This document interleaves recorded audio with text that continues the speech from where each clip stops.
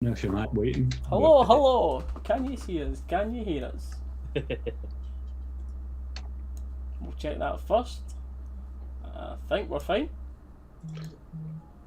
Yeah, we're good, mate. We're good. We're up. Go. And we're away.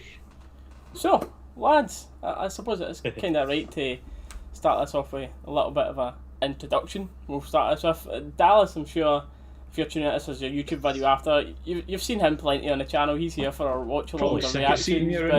But you know Dalus by now. But Steg, if you've not seen yesterday's video, go through another little introduction of yourself there, mate. Aye, thanks very much, Steely, mate. If you haven't watched the video, make sure you watch it on Steely's channel, and you can see me sweat a wee bit because I was a wee bit nervous for it. But I'm Steg, huge Blue Nose. Usually appear on James's True Blues Loyal podcast and the True Blues Loyal phone-in that John deals with as well. But I just quite like a lot of stats, talking about Rangers and stuff like that as well. So I just kind of like these type things, podcasts and that are my cup of tea. Do you know what I mean? I can get on and talk about what I love mostly. Yep, that's it, mate. And you, like you said to me just before this, someone will bring up something and you end up down some rabbit hole. It's good, especially having this amount of numbers on. But Chris, mate, you want to give us a little hello then? Sure. We've been here a long time ago. It was probably about a year ago, mate, or something, wasn't it, that we last done one, just me and you, probably at least a year. Yeah. It was just before the season started as well. I don't even think we had any Europe. I haven't started a game or anything. So I think it was probably just during the first lockdown. Yeah, I'm Chris from Rangers on Tour. Well, one of the admins from Rangers on Tour. I'm much like Steg. I appear on the True Blue Loyal podcast with him. We do the phone in, and you know we're just always constantly kind of expanding and starting up new different things. And we've got our Facebook page, Instagram, Twitter, YouTube. We've got a Spotify playlist. You know, we're just constantly just starting up new things all the time. See what kind of takes off. That's spot on, mate. Like, everyone's not got a YouTube account. Everyone's not got like you're saying, doing it that way. Everyone's got a chance to tune in and see what type of content everyone's making. But just a wee quick hello to the people in the chat. Dallas is in the chat. Fancy you being in there. But David, Hannah, Tam, and Craig. Good to you coming in here, boys. But I think you've got to start off. Everyone's going to want to know about this hype for the Old Firm tomorrow. I think it would be rude not to start with that for tomorrow. So we can go through our team predictions, our scoreline predictions. But Dallas, mate, want me to put you on a spot here and Sure. Go through what you think about this tomorrow. Put the guy who's just the technical side of stuff first, that doesn't keep up with all the stats and everything. Right, cheers, mate. Appreciate that. No, to be honest, I think obviously Tav's been confirmed back in training. Whether he actually makes it into the game or not, I don't know. Obviously, the last time we played them was Balogun that was filling in that right back position. And I mean, Balogun, fantastic player, but for me, the only real change I can see for the team that we played against Hibs will be Tav possibly coming in. If not, I'm happy with Patterson starting, but the only real change I think I can see is Tav maybe coming in if he's match fit. Nah, that's going to be the big question, isn't it? Because I think he's back in full training now, Tav, isn't he? But it's then just the question of, do you risk him? Do you not risk him? What would you lads think about that? Would you start him if he's fit? It depends, but it depends if obviously if Steven Gerrard is a Walter Smith type guy. This would be a typical Walter Smith, bringing somebody back out the cold to throw straight into an Old Firm game.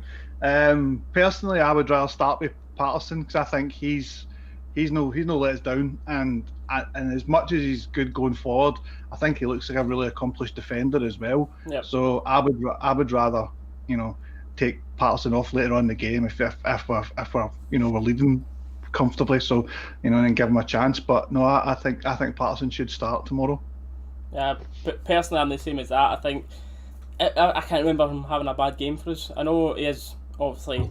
Tav still at his best and on form as, of course, our number one right back, but we are certainly in the long run. We've got very good prospect in Nathan Patterson, and I think he's actually already like, do you still say prospect for him? Do you know what I mean? Because there's a lot of teams that he could go and start for already. I mean, you've got guys like Steve Clark that calls him a prospect that thinks he's no good enough to start for Scotland, which is another conversation altogether. But I'd be... We'll probably get down that rabbit hole later on as well. I'd be very happy for him starting tomorrow, and I'd actually quite expect him to start for tomorrow. But Steg, mate, your centre backs, Goldton's obviously going to be one.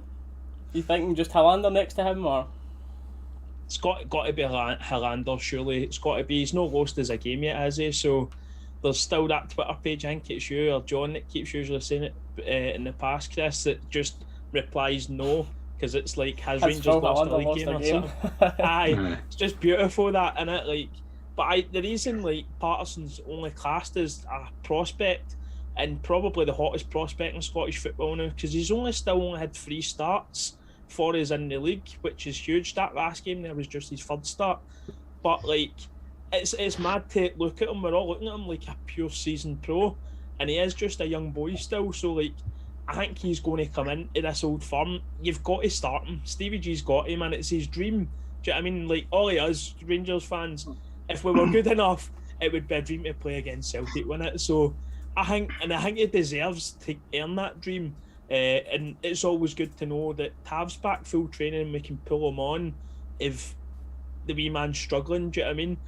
I don't think he will, because some of the tackles and that, and he's tracking back. He's been caught out a couple of times and recovered as well, man. And I think the wee man's outstanding.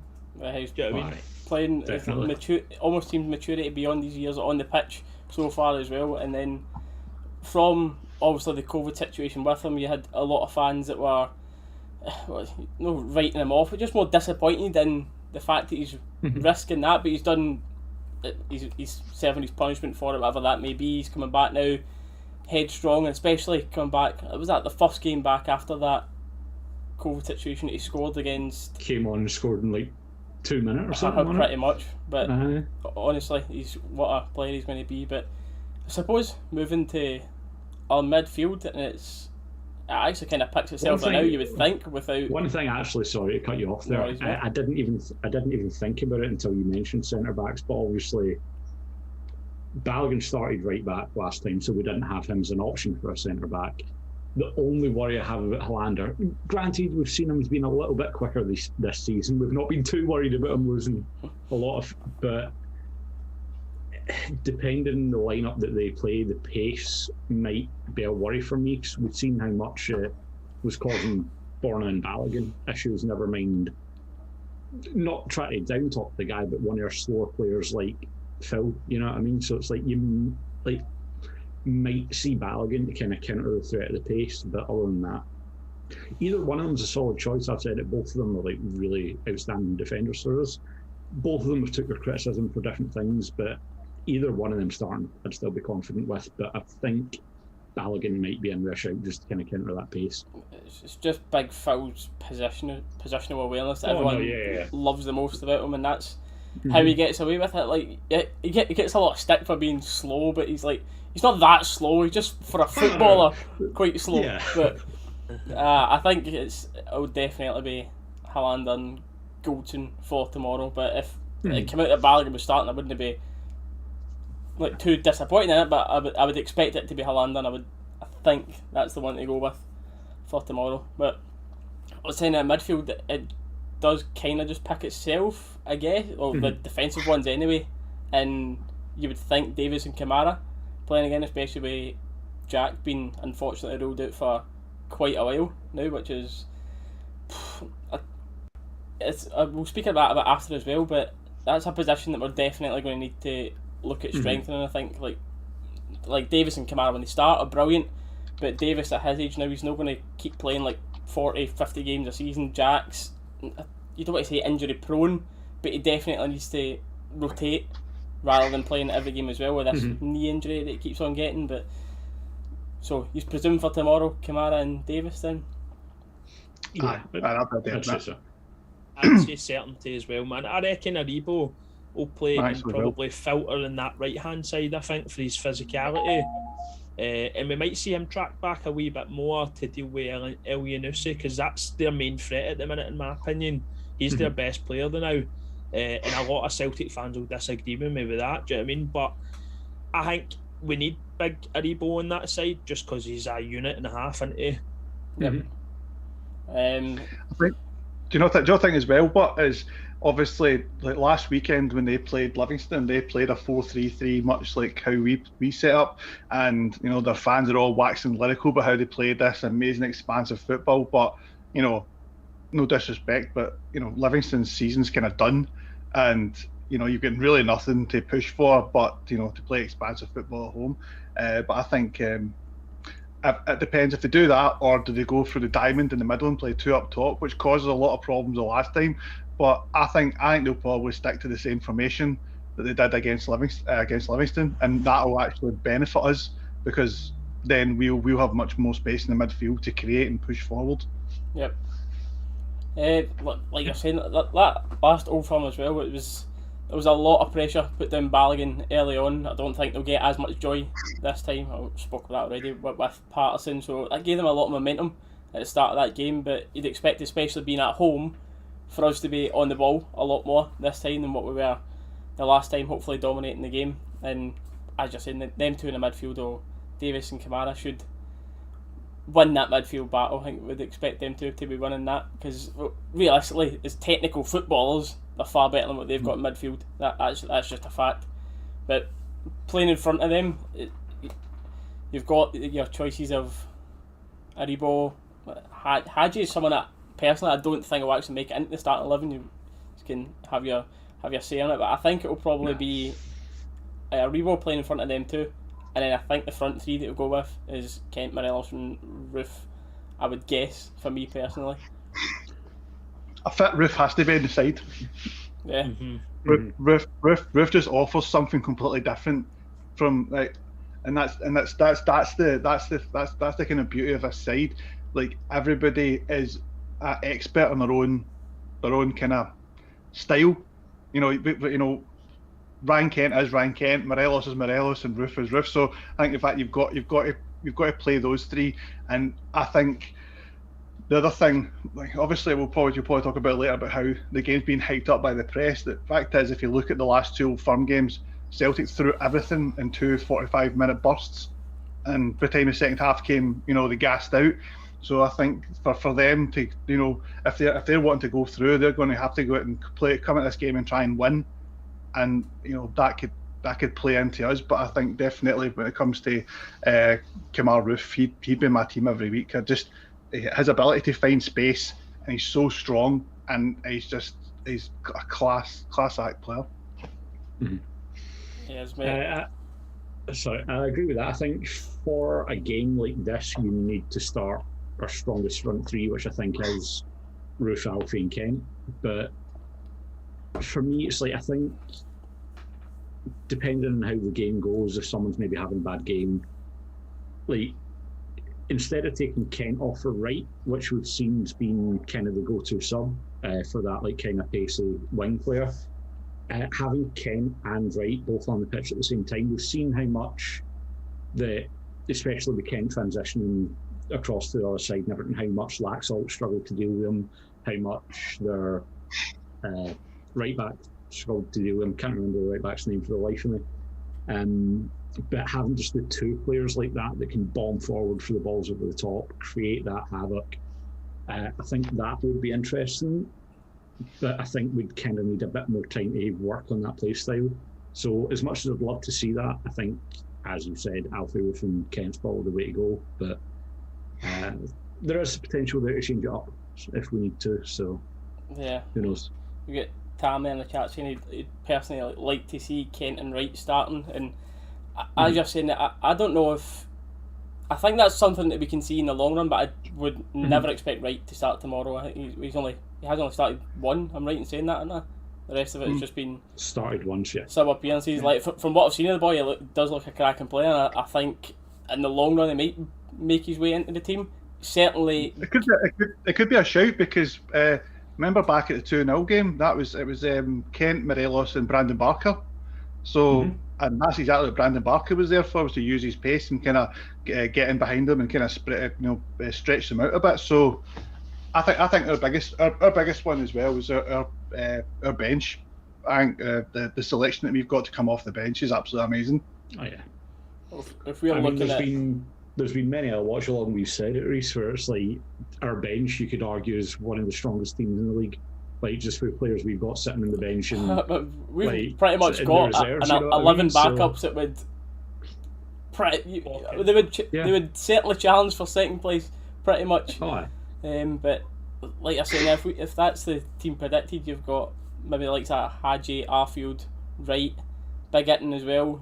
Defoe, plenty of options to come off the bench and change the game if we need it.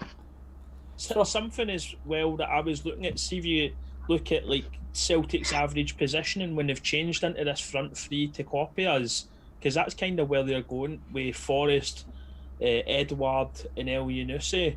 But the problem is El Yunusi drifts in, and if they have a three in midfield, Turnbull isn't a centre mid. He wanders too far forward, so he's more an attacking mid, sits in the hole.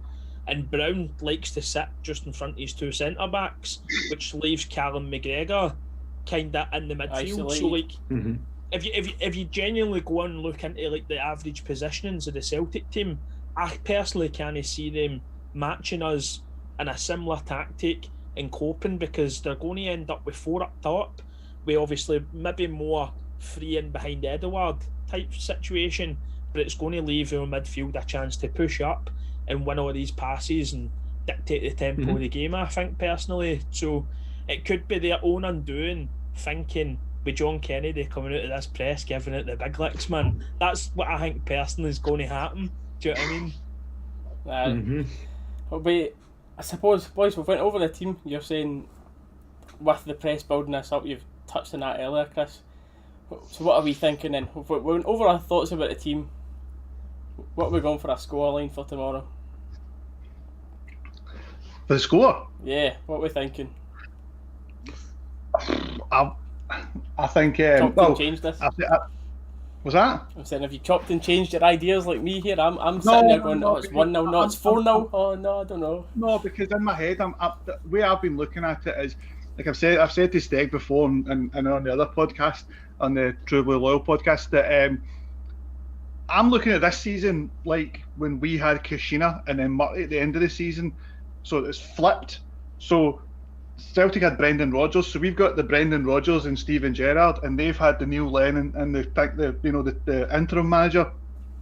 And I think that's exactly what we went into that semi-final against them at Hampden, going, we're doing really well here. We're building up a lot of momentum. We're playing some really good football, and we turned up there with the hope that we were going to win. And there's no getting away from it. That Brendan Rodgers side was just light years ahead of us, and we just turned up when they played us off the pitch. And I think what's happened this season is a mirror image of that, and I think that's exactly what's going to happen. Celtic have had this, they've won a couple of games, they've built, Kennedy didn't lose his old firm game, he got a draw, he's built up a couple of wins, and this will be it. Confidence will be high, right, let's go into this game and let's make a marker, but we aren't changing how we play, we're set up how we're set up, and our side is so well drilled, everybody knows their job and everybody knows what's expected of them, and I think that's just going to take it that bit further. Yeah, you're spot on, mate. Like the difference now, Gerrard, it's this season. It really is just a well-oiled machine. Like everyone is so well drilled. The rotation that we've got as well. Like see with our front three, and you're predicting that the amount of rotation that 1 minute Morelos is playing centre defensive mid, then he's left wing, right wing, everywhere, pick up the ball, and everyone in the squad can do that because we've got an 11 now, or a squad now, that everyone believes each other, everyone trusts each other, and it allows you to gamble a bit in your squad knowing that someone else is going to, like if, for example, Patterson's bombing forward, if Davis covers in, we've got that now with our squad, and I just don't see, like you're saying, under Brendan Rodgers, they just were a better team, but with their Livingston result, a couple of wins, maybe coming in here, maybe trying to go for it a bit too much, and us picking them apart that way, like you're saying, that we've got a couple of predictions in the chat there. Tam's saying a 3-0 win, Craig's went with a 2-1 win, unfortunately he sees them scoring, he's saying, and Hannah's went with a 3-1 win for Rangers, so we're confident in the wins. Mm-hmm. I mean, to talk about the mental side of it as well, obviously, how you actually play in the park's one thing, but the mental fortitude of the teams going into it as well. Obviously, we've come off a fantastic season, unbeaten in the league, done really well again in Europe. And we're kind of just at the point where it's like, we've proven ourselves this year. We know how much a dominant force we can be, but they really have to go for it now. Like, I'd say lost the league, but like, was it ever really in question? Like, they're miles behind. That's gone. The pressure's really on them to try and win. This will be their fifth Scottish Cup in a row that they'd be going for. So I think the pressure's really on them, and that's going to, again, speak to kind of what Steely was touching on there. Our team, you've seen it time and time again, it's a team that has each other's backs. You saw it with things like the Kamara incident. You saw it during games where something's happened. The team are there, they have each other's back, they fight for each other. And I think that little bit of added pressure on Celtic, that's going to expose the cracks. That's going to maybe push it over the edge in terms of how much pressure they can maybe handle. Playing at Ibrox against an unbeaten Rangers, they've got to win this to get some silverware. It just kind of all stacks up against them. I think it's maybe going to get to the point where it's a bit too much, and it's going to expose more of those flaws. So this game tomorrow for them really is absolutely all or nothing. Like, yeah. We've got a league, unfortunately. Damn, you didn't have to bring that up, mate, about us getting put off at St Mirren, right? But that was just a blimp. We don't even need to talk about that one. But for them, this is really all or nothing. Of course, we are going to be like, it's an old firm for one, but then to go out, and this team really does deserve to win more trophies than what it's done. I think if this squad manages to stay together, if we don't lose too many of the key important players, I'd feel very confident going ahead that we can go and win the league next season as well. But with us getting put out of that other cup, this team, the motivation, they know they can do it now. And I've said, how many times have we seen us, unfortunately, like under the Brendan Rodgers teams and that, getting battered by them? And for the last couple of games, I've been trying to go 3-0, 4-0, and predicting that win, and they've all been close, and we're just about getting the, well, I say just about getting the results. 3 points is 3 points at the end of the day, but I really think one of these last two old firms has got to be coming. One of them has got to be a battering of them, and I can see it being tomorrow, but then again, I've said that every other time. It'll probably be a tight 1-0 now that I've said that. I think the key is just to get you to stop saying that, then maybe, we might be fine. Maybe I'll go with a tight 1-0. Okay. Yeah. That was my prediction as well at the end of the quiz when it Steely was 1-0, maybe 2. I'm still sticking with 1-0, man, because I think there'll be a lot of counters, and I think Rangers will want to kind of... I've got a feeling we'll get an early goal, maybe 20-30 minutes into the game, and then we'll just kind of settle and show them, we're keeping this ball, and that's what it'll all come down to, and they'll just try hit us in these counters, I think. But it's going to be tight, I think. Tight. Right. Well, I've actually not gave a prediction. I've spoken a lot about it, but I've not given a prediction. But I'm going to go 3-0 Alfie double. Hopefully. 3-0 and Alfie's getting a double, I reckon.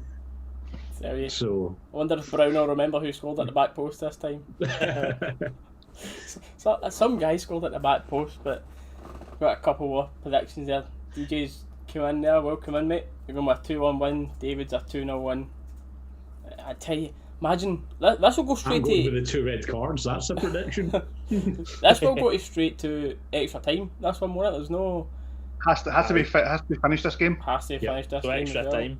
That's not even worth thinking about. Imagine the stress we went through for that 2016 Cup game. Oh, I couldn't even bear that for tomorrow. But I think the big difference is, like, when you go back and watch that game, like you're kind of nostalgia. You'll think back at it and you'll think of like Kenny Miller's goal and Barry Mackay's goal, and then them missing the penalty, stuff like that for us to win. But seeing you look back at that game, our defence was horrendous in that game. The 2 goals we lost were dreadful, and obviously exact same thing happened in the final against Hibs. So I think the big difference in there and now is our defence is absolutely rock solid. Yep, because you're saying that as well. That their goals were quite easy, and you remember them. Roberts being one, obviously, but they actually had missed quite a few chances as well that day because we were. But our defence now, it's a different animal. It's a brick wall when everyone's fit and playing well. Mm-hmm. So, a realistic prediction for tomorrow, I'm going to go with 3-1. That's going to be me for tomorrow. I'll probably chop and change that about 4 times before the kick-off comes. But another question there was DJ saying about if we don't, if no players actually go this window, how long do you think this team will last?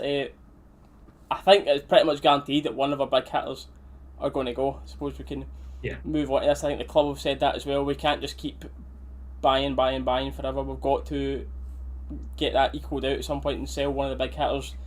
So who do you think other clubs will be after in this summer, and who would you realistically, like, obviously you don't want to see any of your main players go, but who do you think we could realistically live without that would go for decent money? When you go, Steg. Question. I was going to say, I'll let you two go first. Me and Reece have discussed this plenty in the watch-along, so... One of the big ones I think that's been rumoured and linked already, and the money that they're talking is £11 million plus, is Hadji, where he doesn't start like every game and stuff like that. It would be a huge miss because he is a huge prospect as well, and there's a lot more to come from Hadji. His numbers are still great as well for the time he gets. They're honestly unreal, because I was looking at that as well tonight, and he's created and scored 15 goals in the league alone. Do you know what I mean? With 15, so he's our third highest goal contributor for assists and goals. So like, it would be a huge miss to us, but at the same time, could we replace him? Probably, but no somebody as young as him. That's the thing. So like, the important thing there for selling somebody like Hadji would be getting a lot more than that 11 million that's firstly being quoted now. The other big name that's kind of been touted a lot, and it's kind of went a wee bit quiet, is Hollander. Like, could we replace him? Of course we probably could, but the big man's a unit and a half. Obviously we've not lost a league game and stuff with him, and he is very much set up for European football. So again, I would like to see us get towards 15 million or something for the likes of him, because he's a European style player. Do you know what I mean? And anybody out there that says that's silly money for him, I think you're after he'd have, because other teams would get that for their players. Do you know what I mean? So that's just the Scottish League factor in it. Like, no one would even blink twice or be like, what do you mean at 15 million if he was playing in the Championship, England, or anywhere like that? It's that way where it's been said for a while now. You want to stop undervaluing our players. Like, it's not just our players as well. Like, realistically, we don't want Celtic to sell for cheap either, because then it means other teams can think that they can just come in and get ours. It's the both teams. The both old firm teams are. They should hold out. Like 11 million for Hadji if he was playing for, I don't know, Bournemouth or something like that. We all know from his performances so far, teams would offer 20. They just would. They absolutely would. Just with his age as well, man. He's a young boy. Do you know what I mean? Still, and if he goes and lives up to half of the hype of what his dad did, man, like, it would be phenomenal. One of the biggest fears I've got is selling, like, my two favourite players in the team now, Borna Barisic or Glenn Kamara, because I honestly think Glenn Kamara is the next Stephen Davis. And like, for me to say that, I'm a huge Stephen Davis fan as well. For the first time round and this second time round, my missus will tell you he can never do it and rang in a game in this house. And honestly, Glenn Kamara would be the future of Rangers if we could keep him, because that boy is the only one that consistently keeps up with his passing percentage every game. He keeps up with Davis, and Davis is like unreal. He's elite in that regard. Do you know what I mean? With his accuracy and stuff like that, and how he can move the ball and change the pace of the game and stuff. So like, in his learning, he's basically his understudy now, and you can't get a better person to learn under, is there, than Stevie Davis? I mean, you're not going to be too happy with my picks then, because that is both of them. I think it will be Borna and Glenn that go, to be honest with you. But again, I think, like you're saying, Glenn, I think he's irreplaceable right now. I think for how much we brought him in for and how much he'd go for with, Scottish League prices and all that, I don't think we could get a player near his calibre for the amount of money we get. Borna, you might not like this, Steg, sorry, but we still have spoken about it before, I think. Football opinions in it. Borna's a lot more replaceable than a lot of the players in that team. I think just with the way football's going, naturally you are seeing more attacking like fullbacks coming through. There's not a lot of teams really that have like players that I think that are established in that position that would maybe come to Rangers that are like top tier contenders, because like all the teams that play that attacking defensive style are teams like your City who are big teams, big established players. But it's another one of those, do you find another Kamara you brought in for 50 grand and he turns into an absolute like superstar European football kind of thing, you know what I mean? But I don't know, for me, I couldn't put a price on them because obviously between Scottish League prices and the market nowadays, but I think Borna and Kamara probably are the two that I think people might come for. You break my heart. Sad to say, Steg, I'm sorry. But I think the way Rangers are set up just now, I don't think we really care about Scottish prices. I think the way the club's set from top to bottom, we know the value of every player in their squad, and we know what we're willing to sell them for. And I'm sure for every player who's got the possibility of going, we've got a player in the side that we're trying to coach to be the replacement, or there's players on a spreadsheet right now going, right, if this was to go, this is the guy we get. Was it earlier on in the week I posed a question on the Rangers connection to Mark Hateley, saying, you know, when you were a player, would you have loved to have played with guys like Tavernier and Borna Barisic? And he was like, of course. Somebody like Mark, exactly. Mark Hateley known for a header, or Dado Pruzzo with two of them just whipping balls into the box. It would have been absolutely ridiculous. Yeah, even Kenny Miller as well would have been absolutely insane. But I'm a huge Borna fan. But then that's the same as you're looking at it and you're like, I couldn't bring myself to sell Borna. I couldn't bring myself to sell Canara or Hollander. You're like, they're all staying. I don't want to sell someone though. Someone's got to go, unfortunately. Well, why don't we hire Umar Sadiq's agent and they can go and buy like Brandon Barker for 60 million off us or something like that? Tell you, man, that's got to be one of the strangest stories. And every time I load up Twitter nowadays, I see him linked with a new high European team for like 30, 40, 50 million, and I'm going, is this the same player? The same guy that couldn't... I reckon I could have been a pro if I had his agent, you know that? I could have made it, mate. That's like you'd be walking onto the training ground next week at Barcelona, honestly. You'd be walking onto the training ground next week.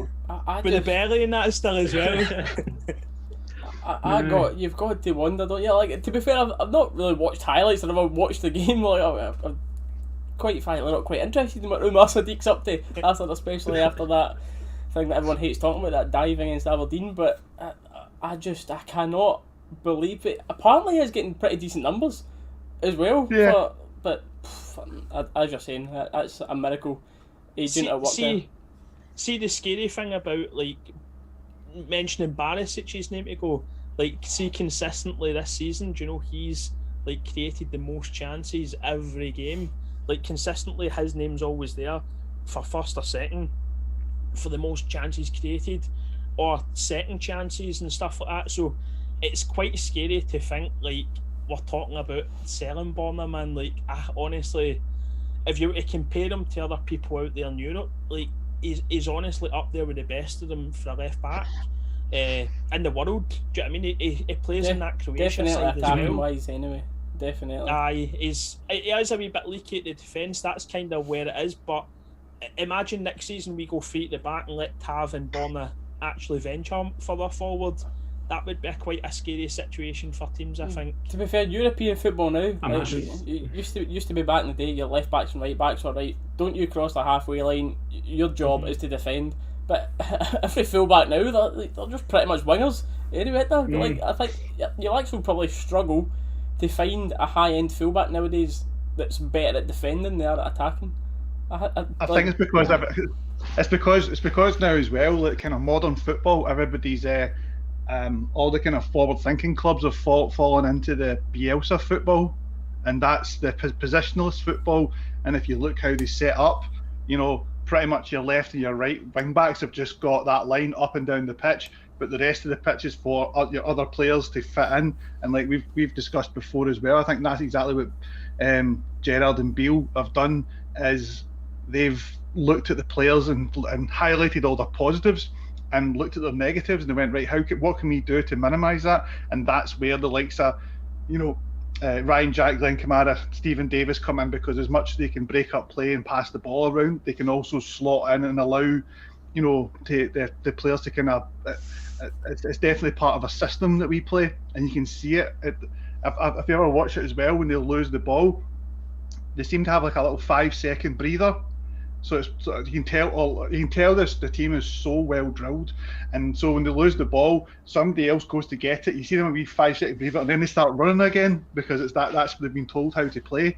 But the concept of the flat back four with nobody like the Arsenal, the classic Arsenal flat back four, catching players offside. That football's that's not how it's done now. It's all about wing backs and false nines and 2 10s and two 60s, and so it's all kind of, it's a whole completely different ball game now. And like I said, I think Scottish League, then it's 11-0-0 on the pitch. I know. Two banks of four and a goalkeeper. And then you got to throw in the referee as well. To tell you, I know. Well, they're talking about Rangers and that. You can't be saying the rest are on their side. So apparently they're on our side for every game. Come on now, come on. They're apparently on our side every game. Well, we asked this the other day in the podcast. When was the last time Rangers got a penalty in an Old Firm game? The Mora. Yeah, maybe. That's the last time, mate. The Mora. That's the next time. Craig in the chat there earlier predicted a pen at 55 minutes. Craig, you'll be very angry if you've not put a bet on that after you've mentioned that in the chat earlier. But speaking of, there was one of the, sorry, you go. My players for, like, I think people will come after. I think the main people, the players that other teams might come after, the two that spoke about, Kamara, Borna, Haaland as well. The thing that's going to be interesting with him is Big Katic. How's he getting on? How is he recovering? Like, we don't know as much. We're only seeing little updates from the club. But where do you think his future lies? Do you think he can come back into the team, or do you see him somewhere else? Because personally, my thought has been next season, if we keep the defenders we've already got, I think we'll probably see him go out in loan to try and get that match sharpness back, and then come back to us and try and fight for a starting spot that way. Yeah, straight away my answer is the same as Steely's, so I don't repeating that. I don't think he'll go on loan. I think he'll come back, and he'll come back to fight for his place. Like, that boy's a unit, man. He would put his head through that wall in front of me to win a header, do you know what I mean, and win the ball. He's just unreal. He's an animal, and it just shows, like, his commitments in the gym with being injured.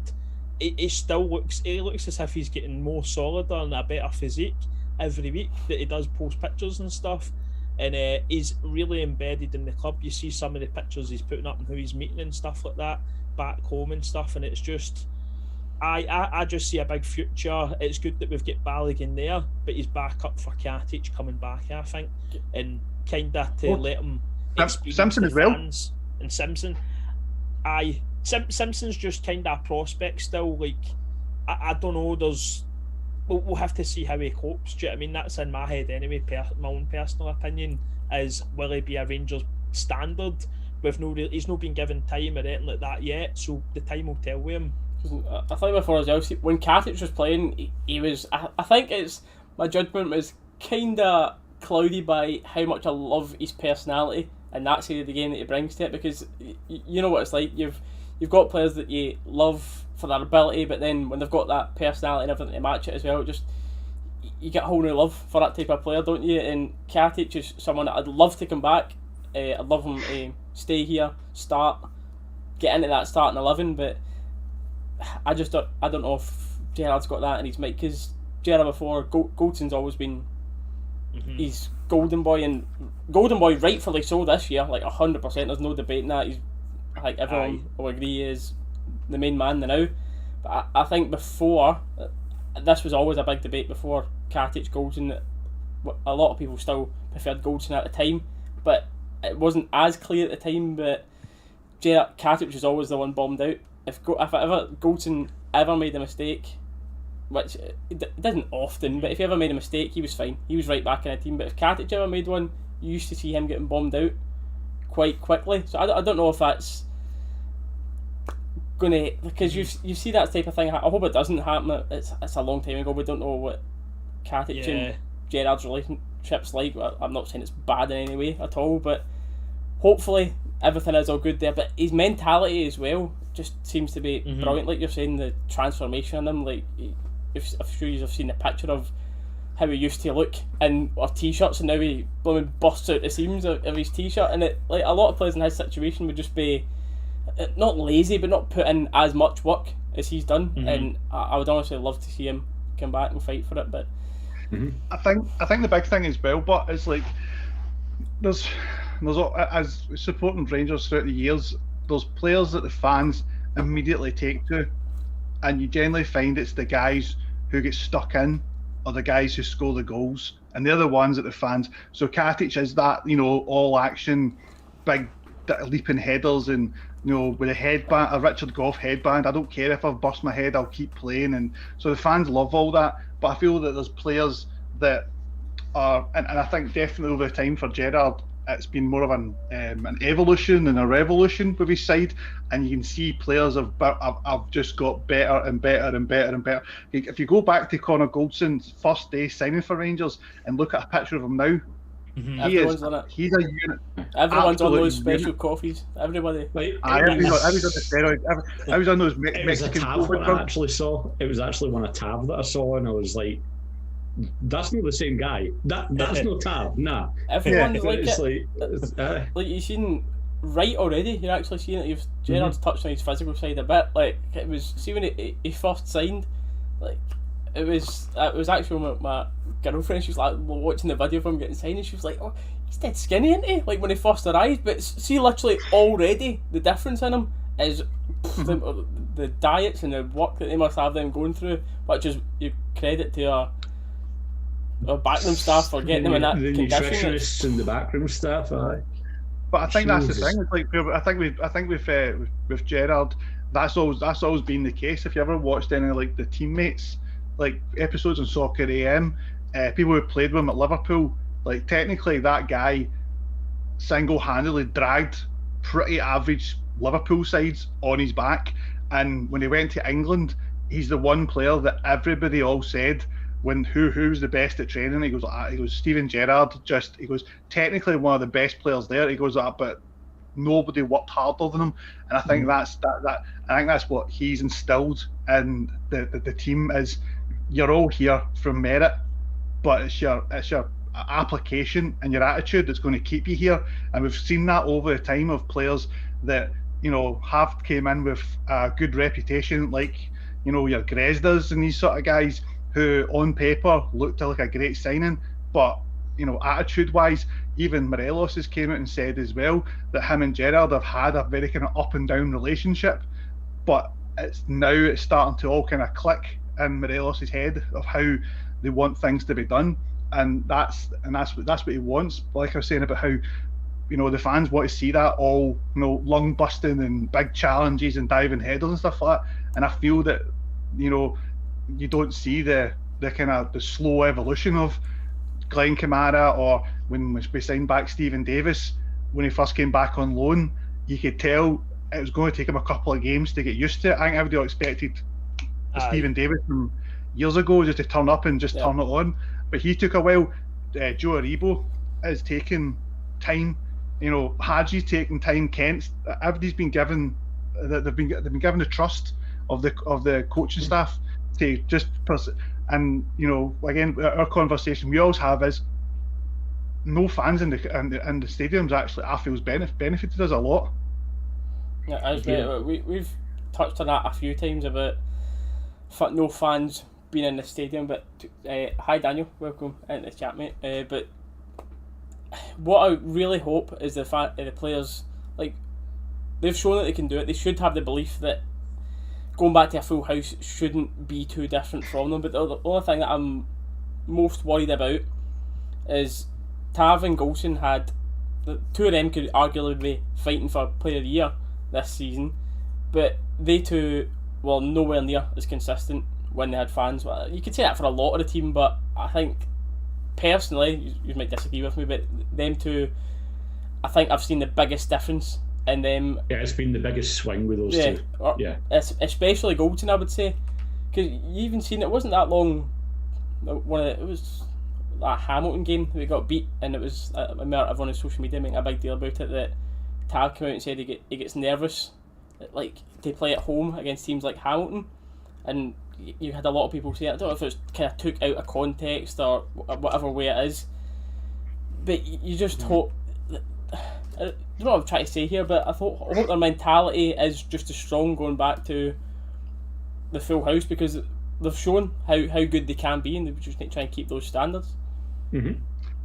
But again, they got that, like, obviously, like people will talk about what's happened to Liverpool this season, and there's a big similarity of how Liverpool, because again, Klopp's that kind of Bielsa style of football. I think the fact is that, like, that Liverpool side that Klopp built is an absolutely unbelievable machine, but because a couple of parts have been taken out, it's not going to work the same. And I think what we saw last season was the makings of a really good side, whereas this season we've seen it. Yeah. And because there's no fans have been allowed just to kind of go out, play, like I said, like reset and recycle the ball and focus just keep going and keep going and keep going. But at the same time, I think Goldson looks a lot more secure because he's got somebody like Hollander beside him who's got a great football and brain. They've got Alan McGregor. You've got somebody like Alan McGregor behind you. You trust your goalkeeper. In front of you, you've got your Ryan Jackson, your Dave. So it's a constant like kind of trust. It's not like I need to do this, but if I do this, he won't do this and help me. And then you're constantly trying everybody else said, Tavernier lost who he was when Candace left, because Candace was doing all the donkey work for him. Whereas realistically, that's not what Gerrard wanted from Candace. He wanted Candace to play like Ryan Kent and Ruth, and get in the box and be it's good that he was going back and helping defend, but he wasn't helping himself, and he never helped Tavernier. He was actually hindering Tavernier, and he actually cut short his Rangers career because he was overcompensating. So I think, like you're saying, that's what he comes back so much that it's not as if they just literally just swap positions. So rather than maybe being like a 2v1 on a left back, he leaves Tav in a 1v1 type of situation, like you're saying there. Mm-hmm. Aye, but you could tell that's how that midfield three really started to work out, and people could fill in the little spaces and catch the extra runners and stuff like that. But no, I think that that's like I said, that's everybody's kind of growing in within this role, and I think it's just been coincidental that it's happened in this season. But I also think that when the last season was shut prematurely, I think Rangers, you can tell that Rangers were on the ball from day one, and it was like they were training even during lockdown, and so when they came to pre-season they were ready. And obviously we heard all the stories coming from the other end of the city, players coming back out of shape or not motivated or looking for moves and stuff like that. And I think this was the one where Gerrard really kind of got them together and went, right, this is us, we're all in this season, we have to win this season, and everybody's bought into it. And you can see that video of them when the Celtic drew Dundee United. That's a team that's that put everything on the line for their season. Yeah. You could say it's all or nothing. Amazon, please hit us with that documentary. I think every Rangers fan wants it at this point. Amazon put out other social medias. They tweet about it so much that I'm like, But everyone you ask seems to be says no, it's definitely not happening. But I've still got that little bit of hope that can you imagine how good that would be. We're still waiting for that inside 55. Never mind that. Amazon will have everyone on NDAs though. That's the issue. They'll all be on NDAs. So. But man, I don't know. Yeah, I watched a documentary by The Athletic the other day, and it was about how clubs are using documentaries to expand themselves commercially and also increase their fans across the world, because it's shot in a cinematic style with music and things like that, and it romanticizes everything. It's not just it makes it a much more bigger spectacle, and that's what people buy into now. It's not, they can show you all the kind of blood and thunder stuff. That's not, they want to see the whole kind of aspect of players coming in, training, going out and doing the stuff, and that's what it's about. And I still think we're going to have a documentary coming out. I hope so. You just get that thing as well with documentaries where it gives that extra bit of connection. See, when you've got that extra emotional connection to your players rather than just in the stands and on the pitch. Like, when you see people, it's good when, obviously you can't do it too much because of the trolls and everything that happens online, but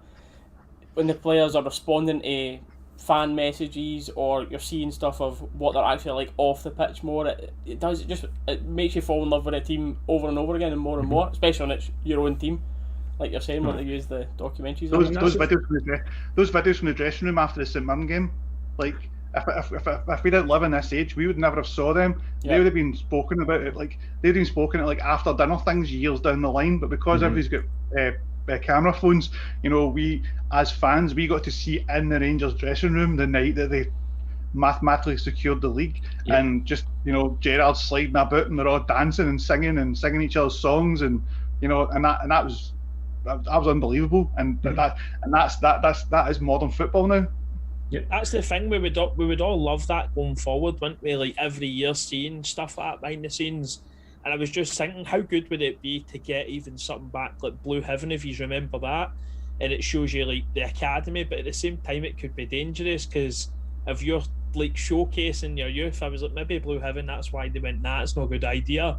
So if you're putting your best youth out there, everybody like Man City, look what happened with Mbudi, the younger brother, they've come in and signed them and stuff like that. So the more you put out, the chance is more other clubs want to sign and stuff like that as well. So, but it would be really good for the first team going forward to give us a behind the scenes. I would love that, and it's something that the club could use for like the Rangers TV side, get a subscription and get access to it. The club could create revenue for it, and I'm sure there'll be like a business there to do in that front. You know what I mean? I imagine they done a documentary this year, but like it was happened without us knowing. They release it at the end of this year for £55. Everyone's buying that. Every single person is buying that documentary for £55. How much money is that making? Do you know what I mean? Like you're saying, working Rangers TV or something, yeah. And this thing as well, though, and as we've touched on, like this modern day and age, we wouldn't have seen a lot of stuff if we weren't in this. But a lot of players are becoming a lot more savvy to social media and that kind of thing as well. Obviously, you've got the downside of it, like you've seen the kind of abuse like Kamara was getting, Wolf was getting that. But on the other side, you're seeing things where it's like you've got like players that, like Andy Halliday, Tavernier, Jacko, Polster when he was here, like they've started branching out. They're like streaming on Twitch and that kind of thing as well, which is again that other level of interaction that makes the fans feel closer to the players and closer to the teams. You know what I mean? So I think in this day and age, especially with obviously lockdown the past year or so, I think that may be the way forward for players as well, that extra little bit of engagement of the fans, but it's building their own brand as well. It's making themselves more high profile as well. So as everything seems to be in a social media kind of orientated world nowadays, so I think that direction is probably the best one to go for the future of teams that do want to build like that. So makes sense to us. We'll come in, Ewan, if we don't get that all and nothing, I'll be gutted. There's been plenty of people thinking that, but with Ewan coming in the chat, that's a good time to talk about his man, his man crush. It's Ryan Jack. That's the love of his life. You're underselling it a bit there, mate. You're underselling that. With him being out, we spoke about Daves and Kamara, how good they are, but personally I think it's a position we need squad depth in. Like, I presume, I don't know what you think, but I think Zungu will be off at the end of the season. I don't see his loan continuing. So who've you got that plays that deep line role? It's Jack, Davis and Kamara, isn't it? Outside of Zungu, unless I'm being really stupid here and missing someone. Arfield does sit a bit sometimes. Do you think that's enough, or do you want to see a signing in that area? Because for me personally, I know I spoke about possible outgoings, but if we can keep the squad, the majority of the players that we've got, we know, unfortunately, there is going to be someone big that goes. But I think that's the main position that, say, somehow we manage to keep all the players that we've got. That's probably the position that I would bring in another player or two. I think is the most needed for the rotation. I mean, that's the thing. There's all these talks about us bringing in that boy for Brighton as well. What's he? Is he more an attacking midfielder, or is he more a defensive? I don't know, mate. I don't even know if you're up to date in that. Lately, mate. Man, what about the boy who's at Wickham now, who's coming for Bournemouth to us? He's more a defensive-minded type player, more solid than that. I don't see him. He's not been really playing for Wickham. He's been coming off the bench for them, so I don't see him coming in and slotting in just because of that. I've not watched much of him recently at all. But seeing him coming off the bench for Wickham, is he going to be Rangers standard right away? Probably no. Do you know what I mean? But that's a good point. Like you've gave me in my head, I can't see selling Kamara with the troubles of potentially midfield, because Davis, as much as he's absolute royalty in midfield, he is getting on, and we do need to look at replacing him, right? So it kind of makes me think Kamara's not going anywhere unless somebody with really big money comes in for him, because we really need to be looking at getting replacements in here. And there is a few in the free transfer market this year. You've got the man that's been linked heavily, John Lundstrom. We've heard his name for Sheffield. He's still not signed a new deal. There's another boy that I really like to look at. He's not been linked with the club, so this is just me. Alec Mowat. He's played 40 games this year for Barnsley. He's out of contract in the summer. Scored 8 goals, 7 assists. There's a couple others. Another big one is Ryan Gold. His name is going to be linked. It's a certainty because he's out of contract in the summer and he's been playing really good recently. Forget about him, don't you? Is he going to be Rangers standard? Obviously, he's the big wonder kid for years on Scottish football manager scene and stuff like that, technically.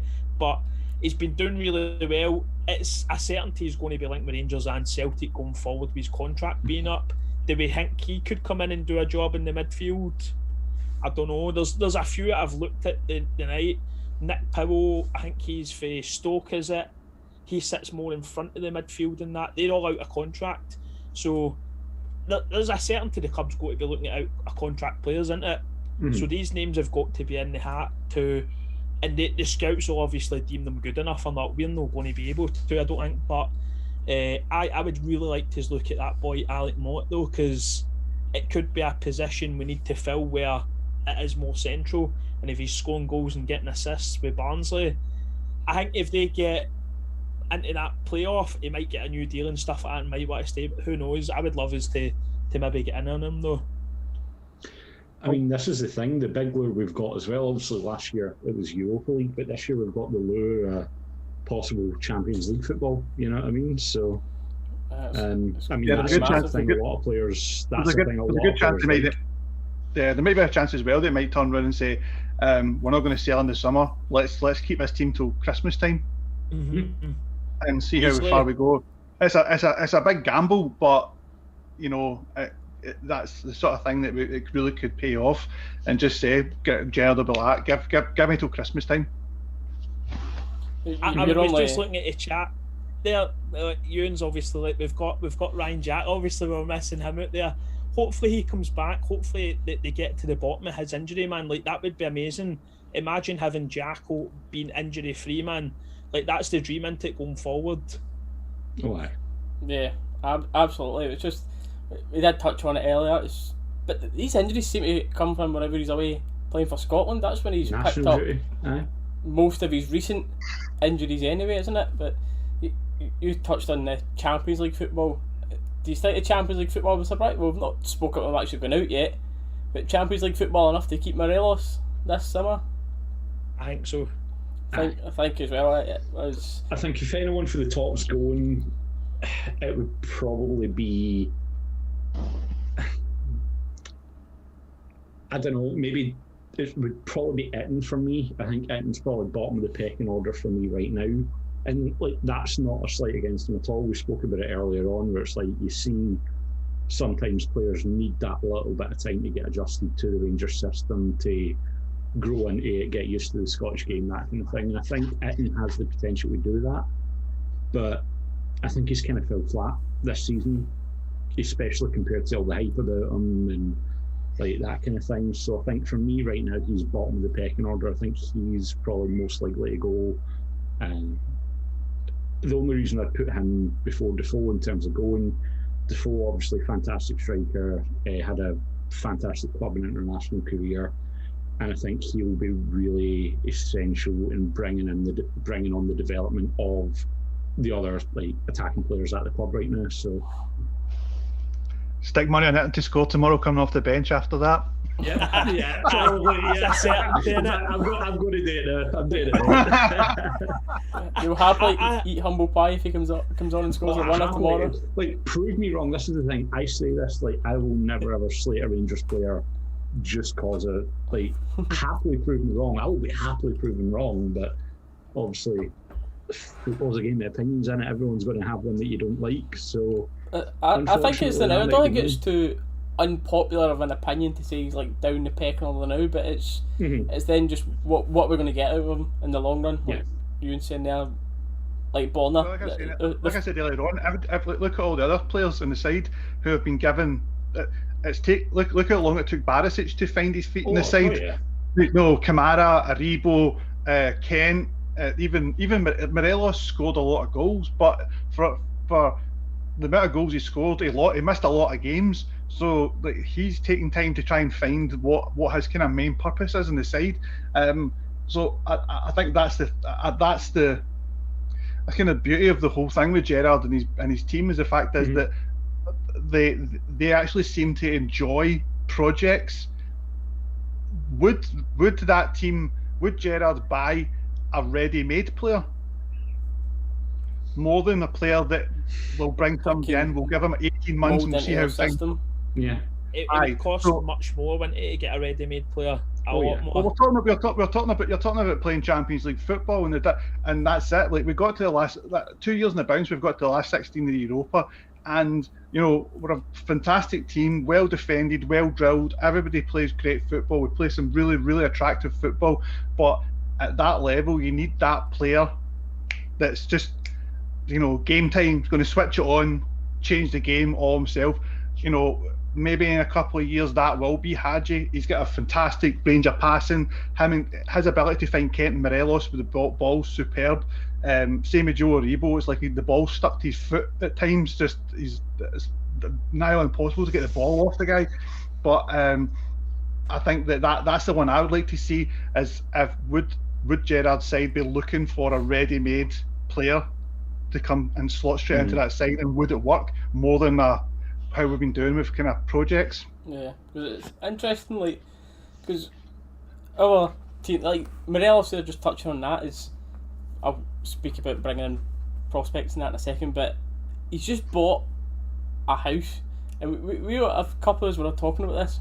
Why would he buy a house to be if he thought he was going in the summer? Do you know what I mean? You think he would stay where he was? It might just be for personal security reasons, whatever, but it's a little bit of a clue there. I think that, well, I suppose we don't know what his house is properly like, but you can tell by the pictures that you don't make that kind of investment he's moved for 6 somewhere. months. It's a weird thing, but anyway, talking about the starting 11, we've got 11 very good players that start at any given time.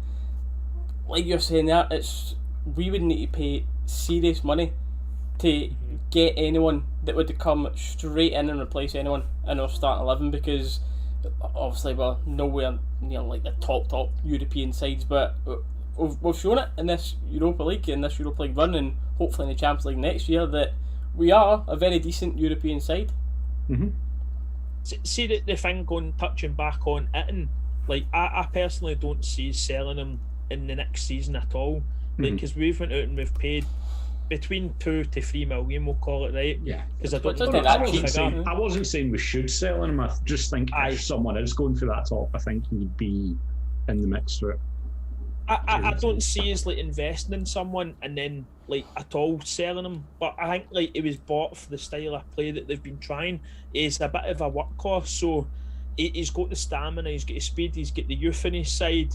I think there's a lot going on behind the scenes in terms of training him. But you're talking about a boy that scored 19 goals in 34 games with 6 assists last season. for St Gallen in the Swiss League.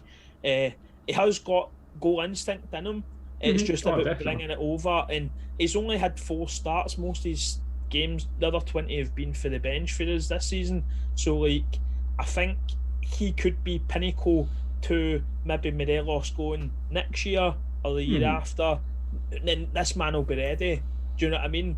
Because like, he's got the height and everything. Do you know what I mean? He's kind of like what you want. He's almost like a perfect does suit striker. Scottish football, eh? I mean, Steg, you're the stats guy. Was it not something like 30% of his goals were for headers or something that St Gallen was a last stat season? like that or something. Something like that. And that's the kind of thing like we need as well. Like, imagine Borna whipping the ball in and finding this man. Do you know what I mean? And Roof's quite good with the head as well for being a short guy. Oh, yeah. And so's kind of Morelos as well. But I just kind of I kind of see like the big man coming into fruition maybe next season or the season after, and kind of being happy with being second string to Morelos, kind of like McLaughlin is to McGregor. He kind of appreciates, and he'll be pushing Morelos. That's the thing. Morelos needs to keep performing, because if this guy's performing in the training, he's just going to take his place. Do you know what I mean? And that's kind of what we need. And that's kind of what I was talking about a while ago with Chris and that, like having the likes of Jones and that in training is, yeah, he might not be first team ready, but Jones has got pace to keep running at our defenders in training. And so like, these guys come in and they might not be Rangers quality, but they keep the first team on their toes constantly. And do you know what I mean? Even though we might all maybe disagree and go, Jones, nah, he's no for us, let's get rid of him next season, because we forgot about these type of players we can sell. But they've all played an important role in us winning 55 this year, just in what they bring to the training ground. And I'm sure the staff and all the players would agree, because you need these players. You need the best in Scotland to sign them and take them over. Do you know what I mean? And bring them into your team, because pushes every week. That's what we need, man. It's a massive thing about it. It's just squad competition. Like, many times of this squad in the past couple of years, of everyone in that team, you went, yeah, that's who's going to start in that position. You just know it. We've got so many times now with like the Jack Davis Kamara. You've got so many different strikers. You've got now Kent's got proper competition with Wright as well, and I do think Wright will be, the more times you spend here as well, proper competition for Kent's spot. And it's interesting as well, like, because was it no Leeds that were, I don't know if they actually made an official bid, but they were after Kent in the last window. There was rumours about it. I don't know if it was an actual bid or whatever, but it was there's teams that could try to come in for Aaron as well.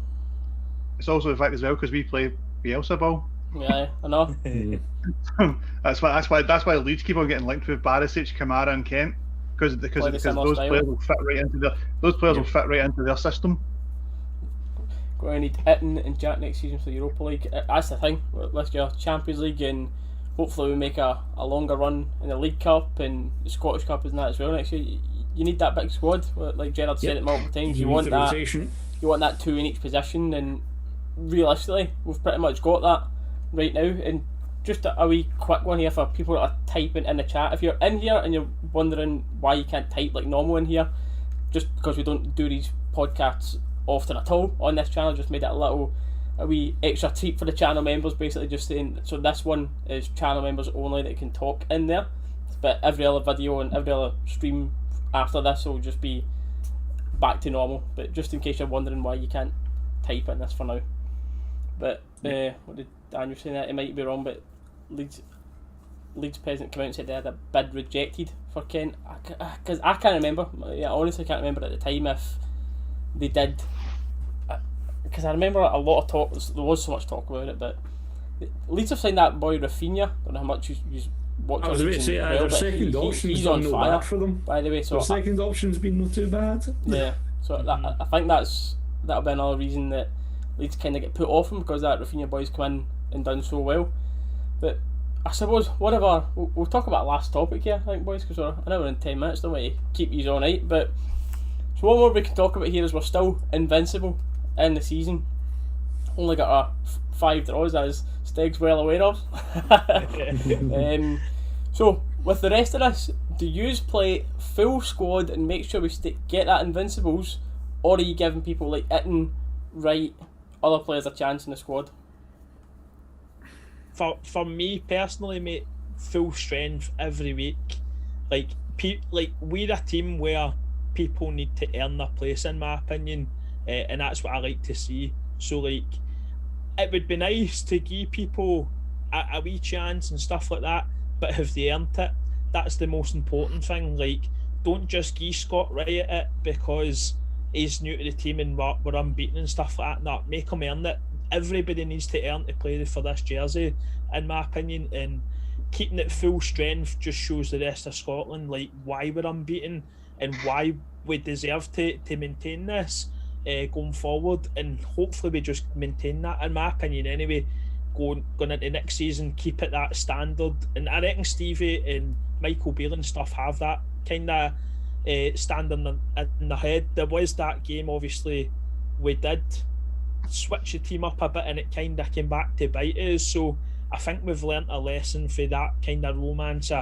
Let's give a couple of the younger lads in that a wee game here.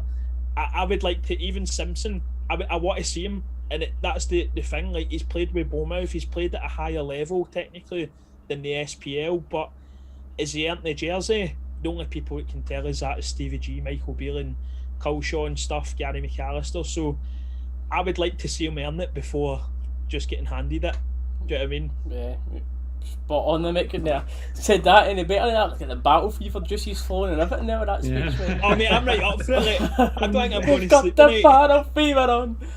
What are you thinking, Chris? You're the same as that there, mate? No, I'm the same. I think the fact is you've got to be the best player to be on the field, and we can't just give people chances. They've got to earn it. And I think that, like you said earlier on about the likes of Morelos, I think he plays better knowing that somebody's breathing down his neck and they're going to come and take his place off him.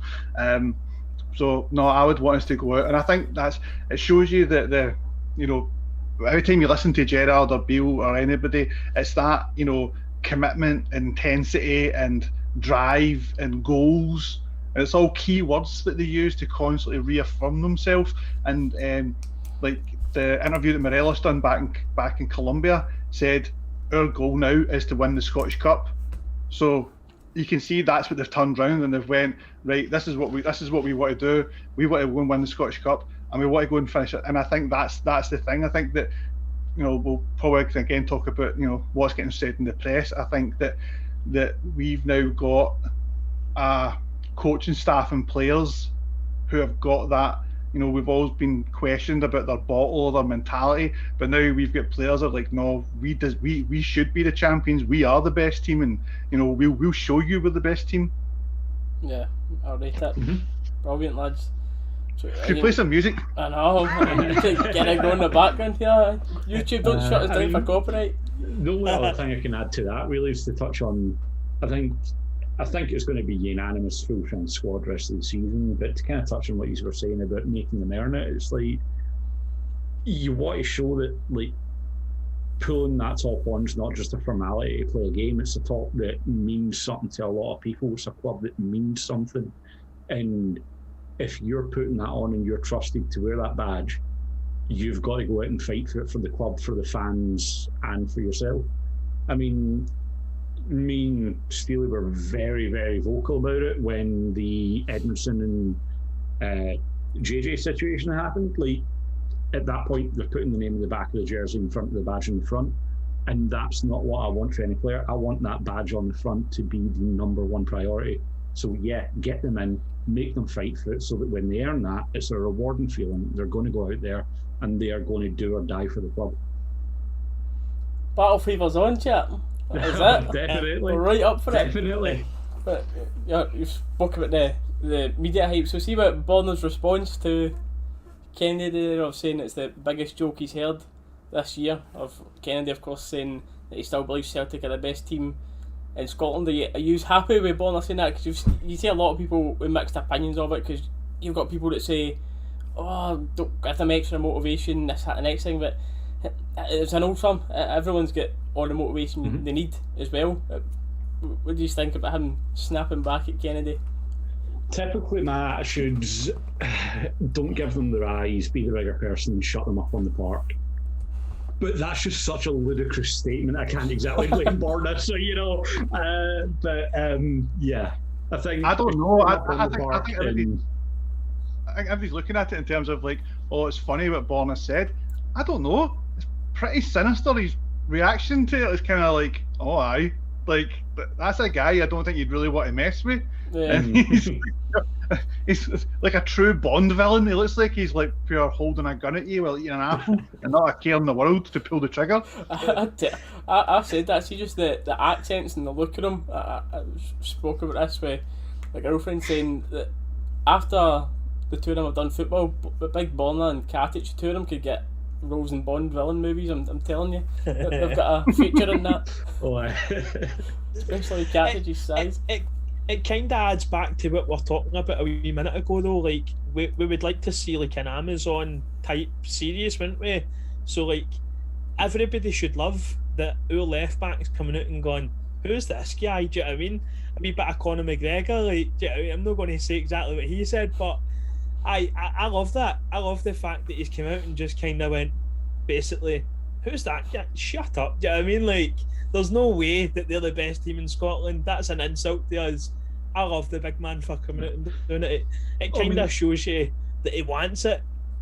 I think also what Borna said, wasn't it? He said it was disrespectful when he found it. Like, he just found it completely disrespectful that he'd come out and say that when we're like won the league, 20 points clear, unbeaten. It's like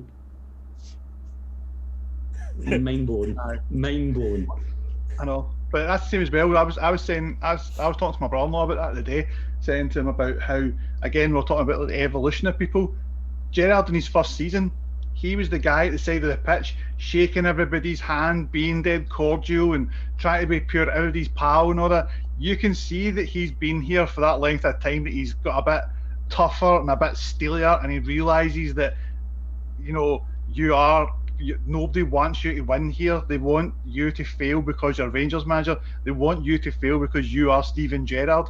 So he's got that, and I think that if you've watched the games where him and his back staff have had a bit of needle with other opposition dugouts, and I think you can see that, like when Morelos gets sent off, that Beale gets sent off at Parkhead, and Beale was giving it to John Kennedy, and the 1-0 game. Again, I think Gerrard was having words with Kennedy, so I think from his kind of monotone demeanour, I think he's quite very quick to kind of start kind of chirping in people's ears. And I think I think now as well is like, right, we've done the league.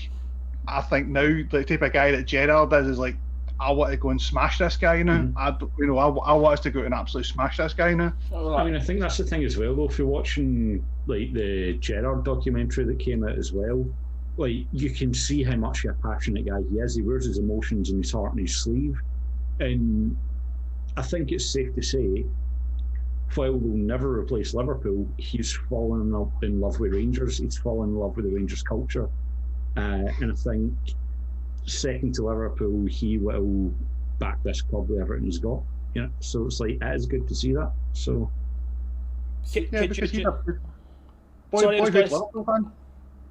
Could you just imagine though, like after that Borna interview, right? Borna goes back to the canteen and Morelos is there eating his porridge, and he's like, "What did he say?" Do you know what I mean? I can't wait for the wee man to go out there and destroy them, and he's going to be up for it. But as you were saying, like Gerrard's really fell in love with this club. You can see it. It's coming through in all his interviews. He just loves what the club stands for, and I honestly can't see him. He's getting linked again with another club, even though he keeps coming out going, I'm not going anywhere. They'll still keep linking him, and it's just bonkers because the guy loves it here. I think it's one of those things, but I think Rangers is one of those clubs that from afar you don't really get it. But speak to any of the players that Souness brought with him in the 80s, and they all just absolutely fell in love. Like Trevor Stevens and Gary Stevens and Terry Butcher and Chris Woods and Ray Wilkins and all these sort of guys, Trevor Francis, Andy Gray, like they were all just like, this is it. This is what it's all about. And it's like an old boys club. If you're on the outside looking in, you don't really get it, but if you get it, you get it, and you're in. Yeah, And I think the same as well. Gerrard was a Liverpool boy, and a thing that I always hark back to with Gerrard, I've watched a few documentaries about him, and it's that one of, if you ask Liverpool fans, they'll be like, "Oh, captain, brilliant! Oh, what a player! What a player!" But in Gerrard's eyes, he'll never be better than Kenny Dalglish and Graham Souness and Ian Rush, and because they're his idols. So it doesn't matter what he's done. So people could look at Steven Gerrard and go, "Oh, you're Mr. Liverpool," and they'd be like, "No, there's Graham Souness. You know, he's better than me." And it's that kind of humility and that understanding that they play. And you can see it when they're throwing comparisons about goal scoring rates with Morelos and Ali McCoist. And he was like, "No, wait a minute here. Let's not get ahead of ourselves here and start, comparing Morelos to Ali McCoist." So I think that's the case as well. But I think because he's a Liverpool fan, he came into the side, he became captain, was it 23, 24 or something like that? The whole Istanbul thing and dragging them over the line. He loves the fact that it is about winning every week. He's a Liverpool fan on the pitch as a captain, so he wants to win every game. So being at Rangers, you have to win every game. There's 38 games. How many games are we going to win? We're going to win 38 games. That's the mentality. Oh, aye. Brilliant. Well, lads, we've been going for an hour and 20 minutes. It's been good so far, and unless you've got anything else you want to bring up now, I'm happy to end it there. You watching the boxing tonight? I'm going to be later on, mate, yeah. I'm giving that You're probably better, but well, I'll set my alarm and watch it on my phone and then go back to sleep. But depends how far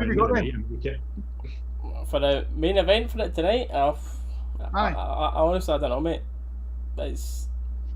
I don't think it'll be one-sided either way. I honestly think both of them could win it. I know a lot of people just think that Jake will get absolutely battered, but when you look, he has put in some amount of work. To be fair, I don't think he'll get pure blown out the water right away. But there's a very good chance that Ben will win. I'm not sure, to be honest, mate. I'm not sure. I think the Ben's going to grind him down. I don't think it's going to be. It's not going to be a knockout. He's just going to.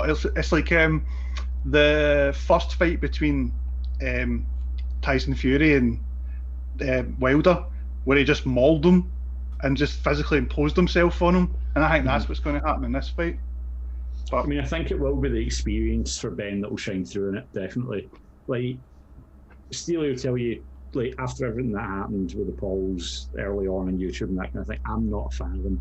Kind of came around to Logan a bit, but I think Jake still plays that spoiled, entitled kid.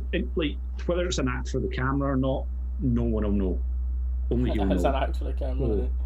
Yeah, but so naturally I don't like him, but I'm not going to sit and discredit the work he's put in, because he has put in the work and he has put in the effort. He's obviously now a licensed pro boxer. Some people might not like me saying pro, but you cannot discredit the effort that he's put in. But I just think Ben's got way too much experience. He's got the time in the cage. So for me, that edges it. Is the experience of getting punched in the face? Yeah. He'll not be properly used to that, whereas Ben's had literal killers trying to knock him out, punching him repeatedly in the face, and But he also fought. He was NCAA wrestling champion. He was in the American Olympics team, and he fought in Bellator, fought in UFC. So he's a different beat. He's a different beat.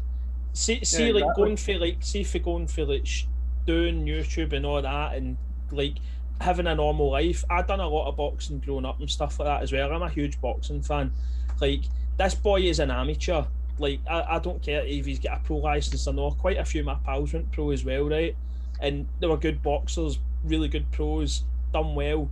This boy is genuinely an amateur with a pro's license, really, in hindsight, in my opinion, man. Like, you can train as much as you want, but if you've no done the real hard work, like, I'm well out of shape. I would happily go punch Jake Paul about. Do you know what I mean? Like, and that's obviously easy for me to say because he's a big YouTube star and all that, and it might come across that way.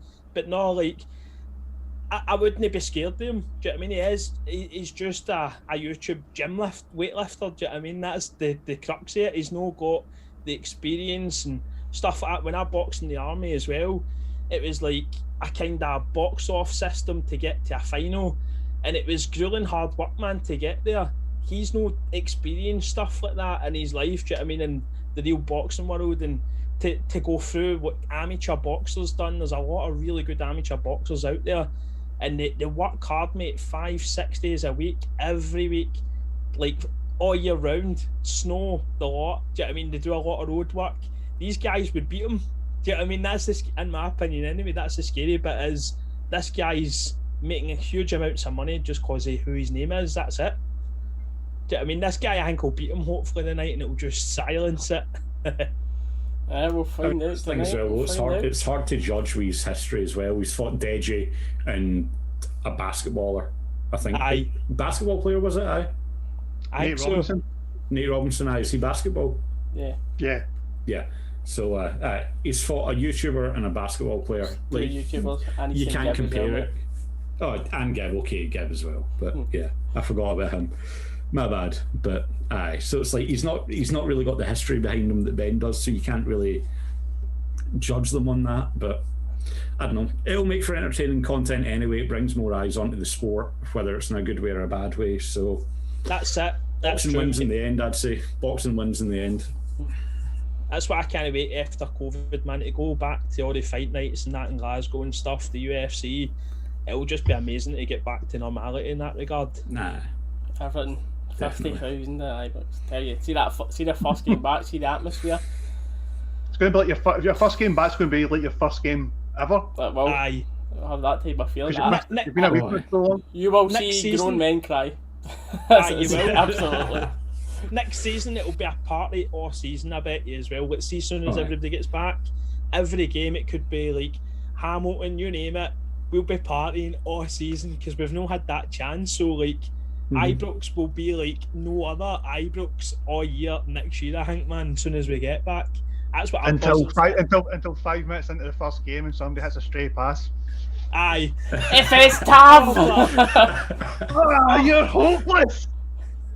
Back to normal. Where of the year that guy won? But Who do you all think will win the Player of the Year for the club? There's one for you. there's a couple of shouts for Davis here in the chat that I seen. Goldson. You've got, I think your main ones are Goldson, Tav, McGregor, Davis that I see thrown around. Alfie's numbers are also class for this year. But Barisic as well, I would say, is up there. there's loads of good numbers this year, but honestly, I don't think you pick one of them. Like, I don't think anyone can tell you you're wrong for thinking between them. Aye. But for me, probably just the consistency of every game and that as well. Probably Goldson this year, I would say. But honestly, any one of them. Mm-hmm. For a team to go, or if they were to go all season undefeated, your goalkeeper or your centre half would have to win it, Player of the Season, because that's the intent right there. And I think it's crazy. The fact is we don't have any attack players noted as our Player of the Season. Aye. We've got a centre half, a holding midfield player, a right wing back, and a goalkeeper. Yep. That's bonkers, isn't it? And that is basically the core of the whole back line, really. Yeah. Goldson, Tav, Barisic, even if you added them in, Davis as well, just in front. Like, it's mad that Morelos, Roof, Kent's no really... And you could equally throw Kent in there, I would say, as well, but for me, it's Tav. Personally, I think Tav's got to win it, man. The boy's I been think the big unreal. thing this season is the fact is that regardless of people being consistent, there's everybody's chipped in. Aye. Like for how much people will slag off Brandon Barker, you know, he's done that. Aye. He's done a great job in that 2-0 game. Done a great job in Europe. He's done well for us in Europe. Scored a couple of goals. You know, like everybody who's played for us this season has done their bit, and that's the big thing. We've not been pinning all our hopes on one player turning up or one player to do everything for us. But it's been such a team effort. I mean, the only thing that maybe would sway me towards Tav is, as you said, defensive unit, undefeated all season. That's kind of the goal for it. But the amount of goal contributions Tav's had on top. Goldson, don't get me wrong, he's scored a fair few and everything as well. But the amount of goal contributions Tav's had on top of that, I didn't take that into consideration, so that actually maybe does swing me towards Tav. I see he's got 20. I think it's 11 goals, 9 assists in the league. And then obviously we won't add his European numbers in there, obviously. But it's like for a right back doing that, man, like he's got to get acknowledged somewhere, isn't he, man? It's like Gilmit. I think it's just because he deserves it. Like, imagine where he was in the championship. He had all of us on his back as well. Let's be honest, we were nobody. There'd be a select few out there at the time when Tav was getting it bad that could probably argue that they were defending him and stuff like that. And I'll say a few out there because I was one of them that wasn't. I was on his back as well. And just to see the turnaround of that guy, man, like that's how I think he deserves it as well. Do you know what I mean? But that's biased to the whole his season stats. The sentimental part will come with it from down the bottom up to the top and that, wasn't it? The captain and winning 55. I think as well, see him getting this injury and no playing the past couple of weeks or months, whatever it's going to turn out being. I think people are forgetting to mention his name constantly for Player of the Year, and because you're still seeing Goldson, people's heads are instantly thinking, oh, Goldson, McGregor, Davis, but like you're saying, Tav's numbers they can't be ignored. Also, the fact as well, Tav's got was it called a good shout for goal of the season, and he also assisted a goal of the season as well.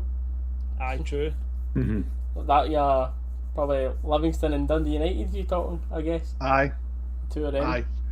That Defoe goal, like the Rangers need to do a 2 awards. Give one for Roof for his goal in Europa League, and give Defoe one for that one against Livingston, because that was filthy. There's been so many. Rangers giving him the award. Reese has been saying he should be getting the Puskas for that.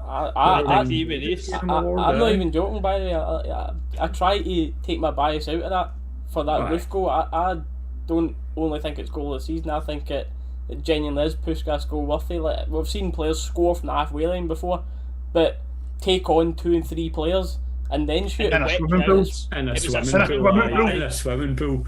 I honestly think it's, if not one of the best Rangers goals, one of the best football goals of all. That might be me being a bit too Rangers biased there, but honestly, it's the fact that he's beat him as well, and you're saying the conditions, genuinely one of the best goals of all time.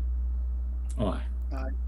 But I think that Defoe goal against Livingston, it's so easy on the eye, the finish. Aye. And a really underrated goal this season. Obviously, Jack's got a couple, Aribo's got a couple, and Morelos stuff like that. Kamara's goal against St Johnstone, I absolutely loved that goal.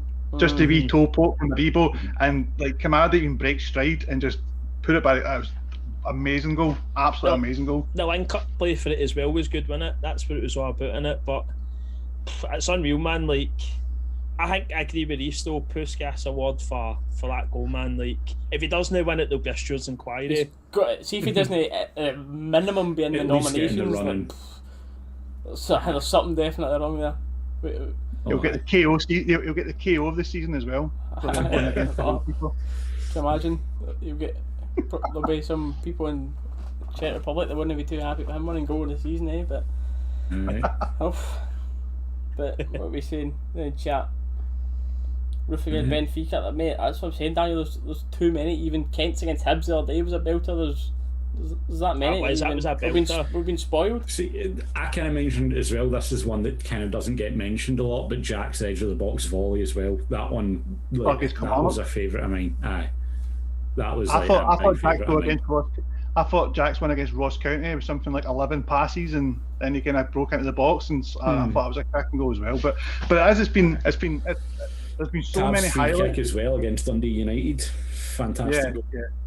But that's to say, it's like everybody's chipped in, everybody's done their bit.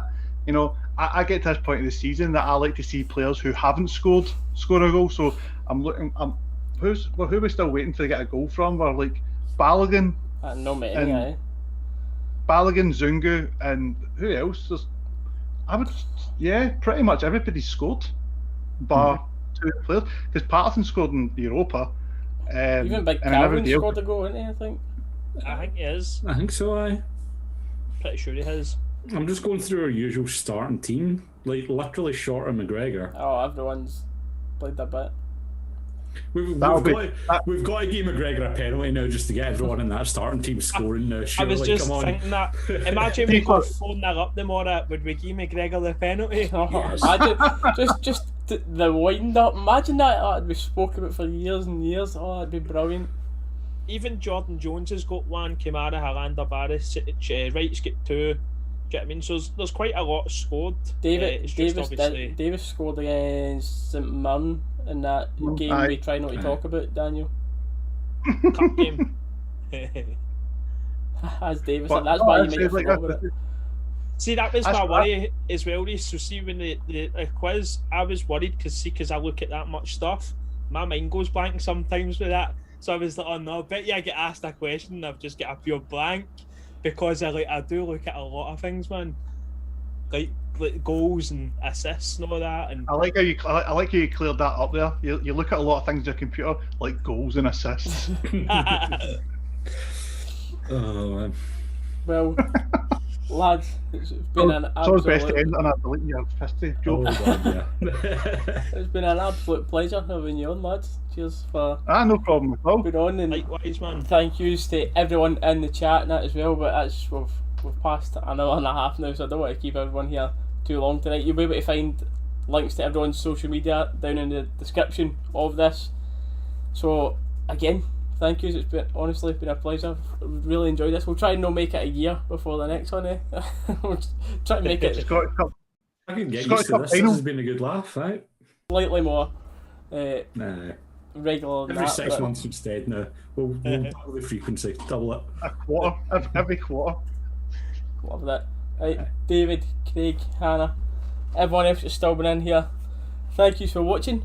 Tomorrow we'll have a match reaction video which will hopefully be very positive after knocking them out of the cup, and we'll see you next time. End.